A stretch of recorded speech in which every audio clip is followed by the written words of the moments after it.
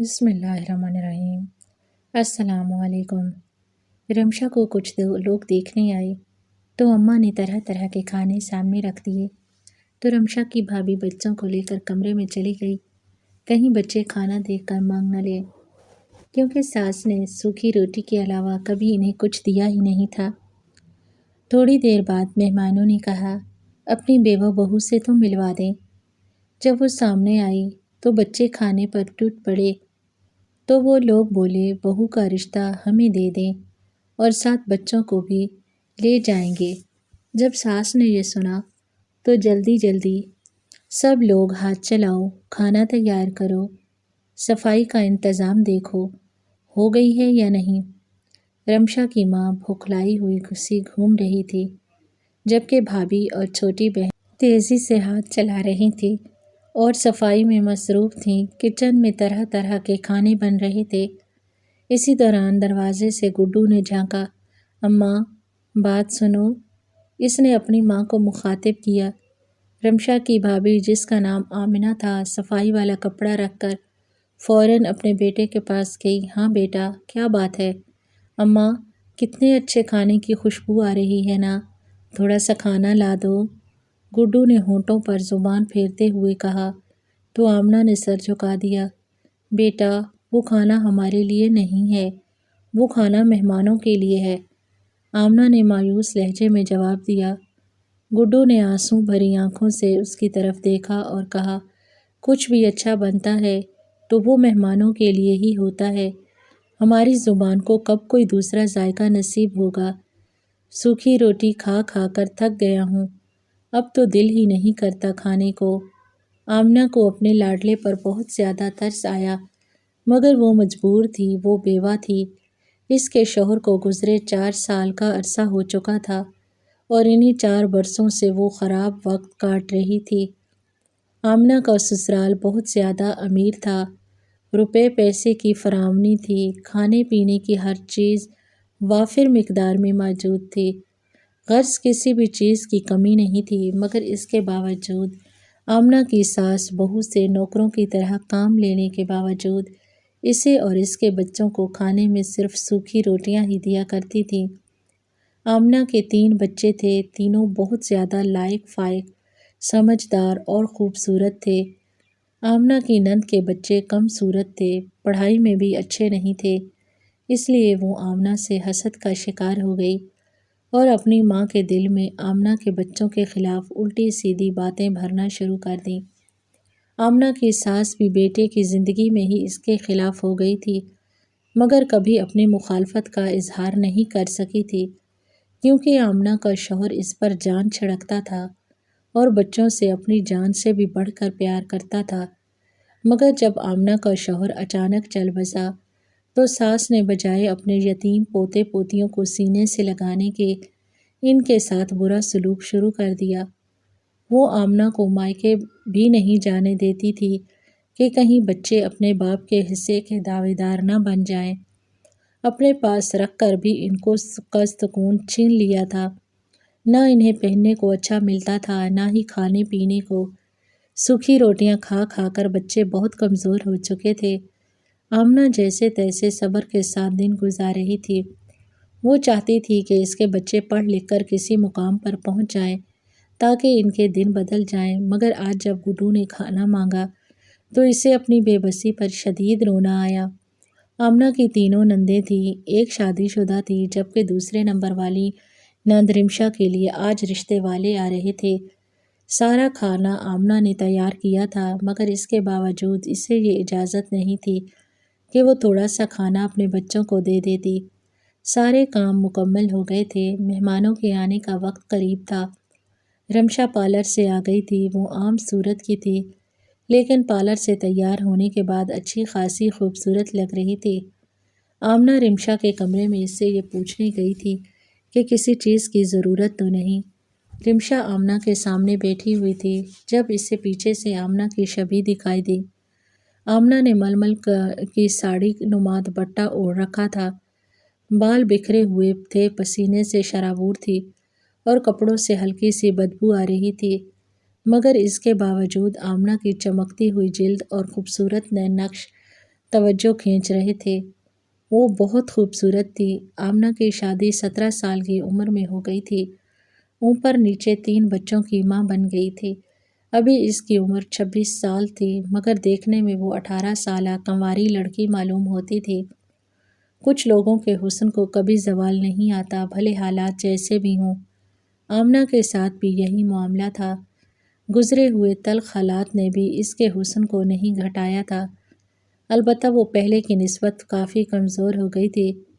رمشا نے نخوت سے ناک سکیڑی۔ بھابھی، آپ میرے کمرے میں کیا کرنے آئی ہیں؟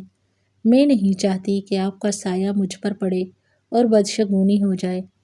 جو لوگ میرا رشتہ دیکھنے کے لیے آ رہے ہیں وہ بہت زیادہ امیر کبیر ہیں۔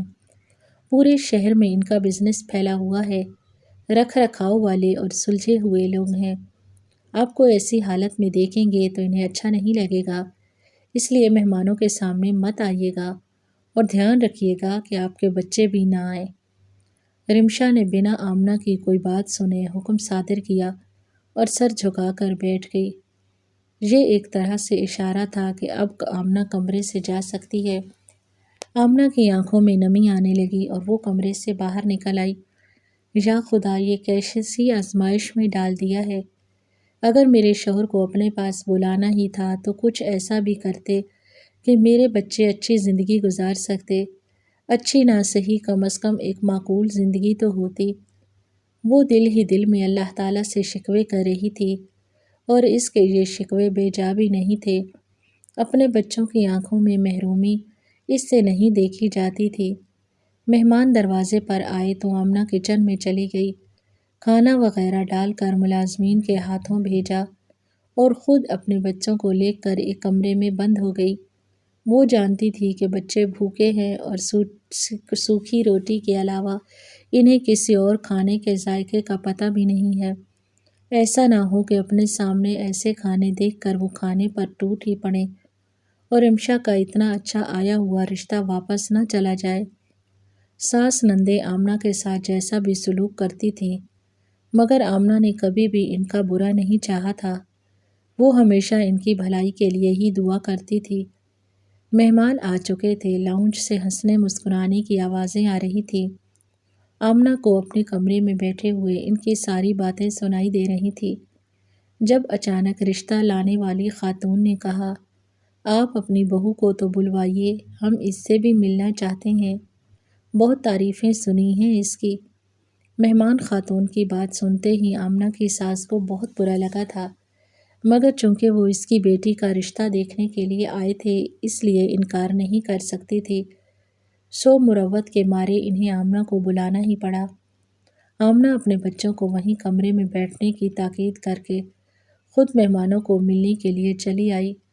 مہمان عورت نے غور سے اس کے چہرے کی طرف دیکھا تھا۔ کتنی خوبصورت ہو، مگر اتنی کم عمری میں ہی بیوہ ہو گئی۔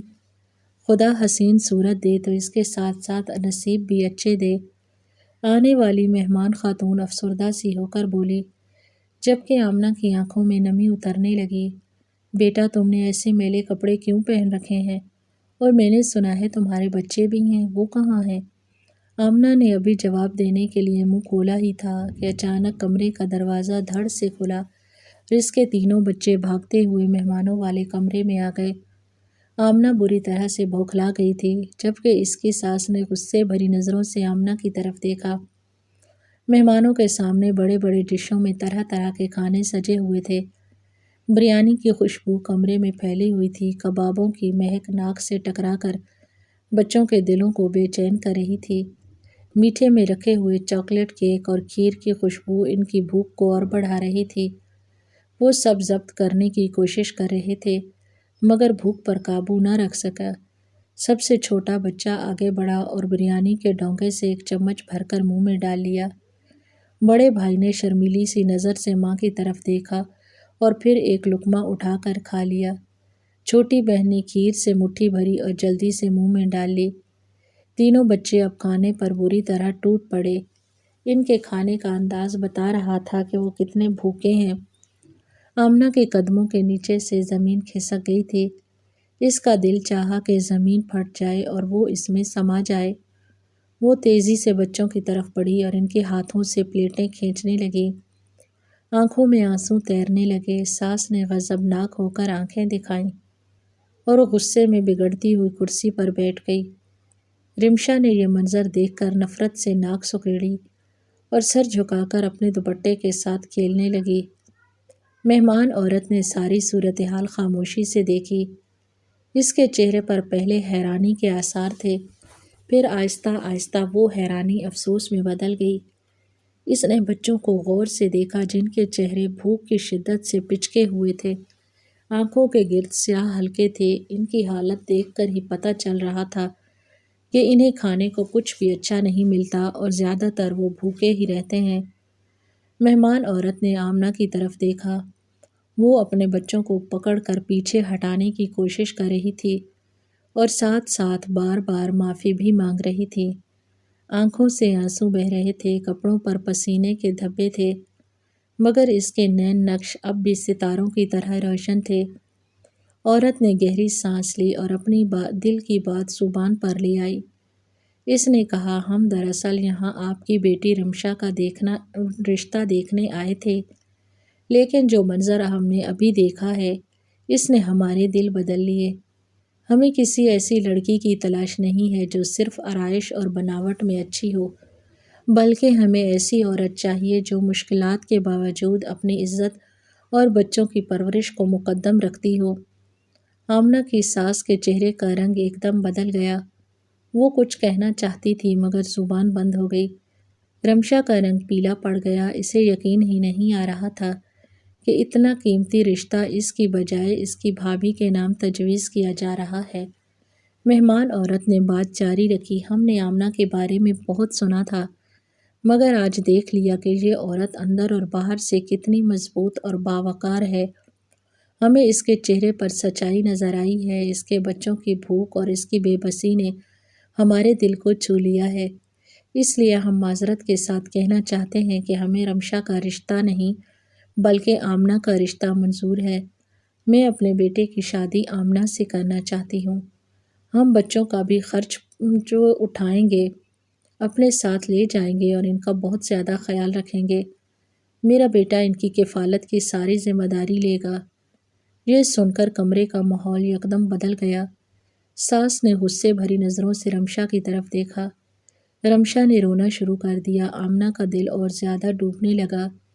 اس کے آنسو اور تیزی سے بہنے لگے۔ اس نے اپنا سر جھکا لیا اور ہاتھوں سے بچوں کو سینے سے لگا لیا۔ وہ جانتی تھی کہ اس کی ساس اسے کبھی معاف نہیں کرے گی۔ مہمان عورت کی بات سنتے ہی کمرے کا ماحول یکدم بوجھل ہو گیا۔ آمنہ کی ساس کے چہرے پر غصے کی لالی چھا گئی۔ وہ اپنی جگہ سے اٹھ کھڑی ہوئی اور تیز آواز میں بولی، آپ نے بہت بڑی گستاخی کی ہے۔ ہم نے آپ کو اپنی بیٹی کا رشتہ دکھانے کے لیے گھر بلایا تھا، مگر آپ نے ہمارے منہ پر کالک مل دی۔ کیا ہماری بیٹی میں کوئی کمی ہے جو آپ نے اسے ٹھکراتے ہوئے ہماری بہو کا رشتہ مانگ لیا؟ مہمان عورت نے نرمی سے کہا، ہمارا مقصد کسی کو تکلیف دینا نہیں تھا، میں نے صرف اپنے بیٹے کے لیے بہتر سوچا ہے۔ آمنہ ایک اچھی اور نیک عورت ہے، مگر ساس نے اس کی بات کاٹ لی اور تالی بجا کر دروازے کی طرف اشارہ کیا۔ ہم آپ جیسے لوگوں کے ساتھ کوئی رشتہ نہیں جوڑ سکتے۔ آمنہ میرے بیٹے کی بیوہ ہے اور اس کی دوبارہ میں کبھی بھی شادی نہیں کروں گی۔ ہمارے ہاں بیوہ بہو کی دوسری شادی نہیں کی جاتی۔ یہاں سے تشریف لے جائیں۔ ہمارے گھر کی عزت کو یوں نیلام کرنے کا کوئی حق نہیں۔ رمشا نے روتے ہوئے اپنی ماں کا دوپٹہ تھام لیا اور وہیں زمین پر بیٹھ گئی۔ آمنہ کا دل کانپ گیا۔ مہمان عورت نے خاموشی سے اٹھ کر اپنا پرس سنبھالا اور جاتے جاتے آمنہ کی طرف افسردگی سے دیکھا۔ اس کی آنکھوں میں افسوس کے سوا کچھ نہ تھا۔ وہ عورت گھر کا دروازہ پار کر گئی تھی، مگر آمنہ کی جیسے شامت ہی آ گئی تھی۔ ساس غصے سے کانپ رہی تھی۔ اس نے آمنہ کی طرف دیکھا اور سخت لہجے میں کہا کہ سب کی نظروں میں ہمیں شرمندہ کروا دیا۔ نہ جانے تو نے کون سا جادو کیا تھا کہ وہ عورت تجھے اپنی بہو بنانا چاہتی تھی۔ اب اس گھر میں تیرا کوئی حق نہیں۔ ہم نے تمہیں بیوہ سمجھ کر برداشت کیا تھا، مگر اب تو ایک بوجھ بن چکی ہے۔ میری ہی بیٹیوں کے لیے آئے رشتوں پر ڈاکے ڈالنے لگی ہے۔ آمنہ نے روتے ہوئے ہاتھ جوڑے اور کہا، میں نے کچھ نہیں کیا۔ میں نے ہمیشہ آپ کی عزت کو مقدم رکھا۔ لیکن ساس نے ایک نہ سنی اور وہ تیزی سے دروازے کی طرف بڑھی اور نوکر کو آواز دی کہ اس عورت کو اور اس کے بچوں کا سامان باہر پھینک دو۔ گھر کے اندر کوہرام مچ گیا، بچے ماں سے لپٹ کر رونے لگے۔ آمنہ نے دل ہی دل میں خدا سے دعا کی کہ مگر کوئی معجزہ نہ ہوا۔ کچھ ہی دیر میں آمنہ اور اس کے تینوں بچے گھر سے باہر سڑک پر کھڑے تھے۔ آمنہ کی ساس نے اسے دھکے دے کر گھر سے نکال دیا تھا۔ شام کا اندھیرا پھیل رہا تھا، آسمان پر بادل گہرے ہو رہے تھے، سرد ہوا کے جھونکے ان کے وجود کو کاٹ رہے تھے۔ بچے بھوک سے نڈھال زمین پر بیٹھ گئے۔ آمنہ کا دل کر رہ گیا۔ وہ سوچ بھی نہ سکتی تھی کہ اس کے اپنے ہی اسے یوں دھکے دے کر نکال دیں گے۔ وہ اپنے بچوں کو ساتھ لیے چلتی رہی، ہر چہرہ اجنبی لگ رہا تھا۔ یہاں اس کا کوئی اپنا نہیں تھا، وہ یتیم تھی اور دور کے رشتہ دار نے کسی بوجھ کی طرح اسے سر سے اتار پھینکا تھا۔ وہ تو آمنہ کی قسمت اچھی تھی کہ اسے شوہر اچھا مل گیا تھا، مگر یہ خوش قسمتی بھی زیادہ دیر قائم نہیں رہی۔ ایک بار پھر سے وہ زمانے کی ٹھوکروں کی زد میں تھی۔ کوئی اس کی حالت دیکھ کر رک جاتا تو کوئی ترس کھا کر ہمدردی کی نظر ڈال دیتا، مگر کوئی قریب آ کر سہارا دینے کو تیار نہ تھا۔ رات کی تاریکی میں آمنہ اور بھی زیادہ پریشان ہو گئی تھی، کیونکہ شوہر کی وفات کے بعد اس نے کبھی قدم گھر سے باہر نہیں نکالا تھا۔ وہ سڑکوں پر ماری ماری پھر رہی تھی۔ اسی دوران ایک ادھیڑ عمر شخص جو سادہ کپڑوں میں تھا اور ہاتھ میں شاپنگ کا تھیلا لیے جا رہا تھا، آمنہ کے قریب رکا۔ اس نے بچوں کو دیکھا جن کے چہروں پر بھوک اور تھکن سے مرجھا گئے تھے، پھر آمنہ کی حالت پر نگاہ ڈالی جو آنسوؤں میں ڈوبی ہوئی تھی۔ اس نے نرم چہرے میں کہا، بی بی تم لوگ یہاں کیوں بیٹھے ہو؟ آمنہ نے رندھی ہوئی آواز میں کہا، ہمیں گھر سے نکال دیا گیا ہے، ہمارے پاس کوئی ٹھکانہ نہیں۔ اس شخص نے گہری سانس لی اور کہا، میرے گھر میں کام کرنے کے لیے ایک ملازمہ کی ضرورت ہے، اگر تم چاہو تو بچوں سمیت میرے گھر آ جاؤ، رہنے کی جگہ اور کھانے کا انتظام ہو جائے گا۔ بچوں کے معصوم چہروں کی طرف دیکھتے ہوئے اس شخص کو ترس آ گیا تھا۔ گھر میں ملازمہ کی ضرورت نہیں تھی، مگر اس نے پھر بھی آمنہ کو اپنے ساتھ چلنے کے لیے کہا تھا۔ آمنہ نے حیرانی سے اس کی طرف دیکھا۔ دل کے کسی کونے میں خوف بھی تھا، مگر بچوں کے معصوم چہرے اسے ہمت دے رہے تھے۔ اس نے سر جھکا کر اثبات میں سر ہلا دیا۔ اس شخص نے آگے بڑھ کر بچوں کے ہاتھ تھامے اور آمنہ کو اپنے ساتھ لے گیا۔ رات کی تاریکی میں جب وہ اس اجنبی آدمی کے گھر داخل ہوئے تو آمنہ کے دل میں ایک امید جاگی۔ اگرچہ ایک ملازمہ کے طور پر جا رہی تھی، مگر کم از کم اس کے بچوں کو چھت اور کھانا نصیب ہوگا۔ آمنہ نے دل ہی دل میں خدا کا شکر ادا کیا اور دعا کی کہ یہ شخص کوئی غلط شخص نہ ہو۔ اجنبی شخص آمنہ کو اپنے گھر میں لے آیا تھا۔ اس نے نہ صرف رہنے کے لیے کمرہ دیا بلکہ بچوں کے کھانے پینے کا بھی انتظام کر دیا۔ آمنہ رات بھر سوچتی رہی کہ یہ سب کچھ کس طرح ممکن ہوا ہے۔ اگلے دن اس گھر کی عورت سے ملاقات ہوئی تو آمنہ حیران رہ گئی۔ یہ وہی مہمان عورت تھی جس نے اس کے سسرال میں آمنہ کا رشتہ مانگا تھا۔ وہ عورت مسکرا کر آمنہ کے قریب آئی اور کہا کہ بیٹی، خدا نے تمہیں ہمارے گھر پہنچا دیا ہے۔ میں نے اپنی نیت صاف رکھی تھی اور آج وہ پوری ہو رہی ہے۔ یہ گھر میرا ہے۔ کل رات جو شخص تمہیں یہاں لایا وہ میرا بیٹا ارمان ہے۔ آمنہ سکتے میں کھڑی رہ گئی۔ اس کی آنکھوں کے سامنے کل رات کے سارے مناظر گھوم گئے۔ اب اسے ارمان کی نیت پر کوئی شک نہیں رہا تھا، کیونکہ جس کی ماں اس قدر نرم رویے کی مہربان عورت تھی، اس کا بیٹا بھی یقیناً ایسا ہی ہونا تھا۔ مہمان عورت نے نرمی سے کہا کہ میں اب دوبارہ اپنے بیٹے کے لیے تمہارا ہاتھ مانگتی ہوں۔ تمہاری معصومیت اور صبر نے مجھے اور بھی قائل کر دیا ہے۔ آمنہ خاموشی سے سن رہی تھی۔ تمہارے بچوں کو اپنی زندگی میں خوشیاں دے سکتا ہے میرا بیٹا ارمان۔ اس کے دل میں تذبذب بھی تھا، لیکن بچوں کے مستقبل کا سوچ کر اس نے فیصلہ کر لیا۔ انہوں نے اسے اگلے دن جواب دینے کے لیے کہا تھا۔ وہ رات بھر سوچتی رہی، پھر اگلے دن ارمان اس کے پاس آیا اور نرمی سے کہا، اگر تم ہاں کر دو تو میں اپنی زندگی تمہارے اور بچوں کے لیے وقف کر دوں گا، لیکن اگر تم نہ کرو گی تو بھی میں تمہاری خواہش کا احترام کروں گا۔ میں باپ نہیں بن سکتا، تمہارے بچوں کو اپنے بچے بن کر پالوں گا۔ تم جیسے بھی گارنٹی چاہے میں دینے کے لیے تیار ہوں، مگر مجھے اپنے بچوں کا باپ بننے دو۔ مجھ سے شادی نہ کرنے کی صورت میں بھی تم اس گھر میں رہنا، میں تب بھی بچوں کا ایسے ہی خیال رکھوں گا۔ آمنہ کی آنکھوں میں آنسو تیرنے لگے۔ کچھ لمحے سوچنے کے بعد اس نے اس بات میں سر ہلا دیا۔ یوں ان کی زندگی کی نئی شروعات ہو گئی۔ آمنہ نے جلد ہی محسوس کیا کہ ارمان سچ میں ایک نیک دل انسان ہے۔ وہ بچوں کے ساتھ ایسے پیش آتا جیسے وہ اس کا اپنا خون ہو۔ آمنہ کا دل آہستہ آہستہ اس کی محبت کی طرح قائل ہو گیا۔ اب وہ صرف ایک بیوی نہیں بلکہ ایک مطمئن ماں بھی تھی۔ دوسری طرف رمشا کی زندگی میں اندھیرا چھا گیا۔ وہی رمشا جس نے آمنہ کو دھکے دے کر گھر سے نکلوایا تھا، ایک دن بازار سے لوٹتے ہوئے خوفناک حادثے کا شکار ہو گئی۔ اس کی دونوں ٹانگیں ٹوٹ گئیں اور وہ معذور ہو کر رہ گئی۔ آمنہ کو خبر ملی تو اس نے دل ہی دل میں سوچا کہ خدا کے انصاف میں دیر ہو سکتی ہے مگر اندھیر نہیں، ہمیشہ کے لیے نہیں رہتا اندھیرا۔ آمنہ کی ساس اپنی بیٹی کی معذوری دیکھ کر اپنے پیے کا پھل بھگت رہی تھی۔ اس نے آمنہ کو ڈھونڈنے کی بہت کوشش کی مگر آمنہ نے اس کی نظر سے پوشیدہ رہنا ہی بہتر سمجھا۔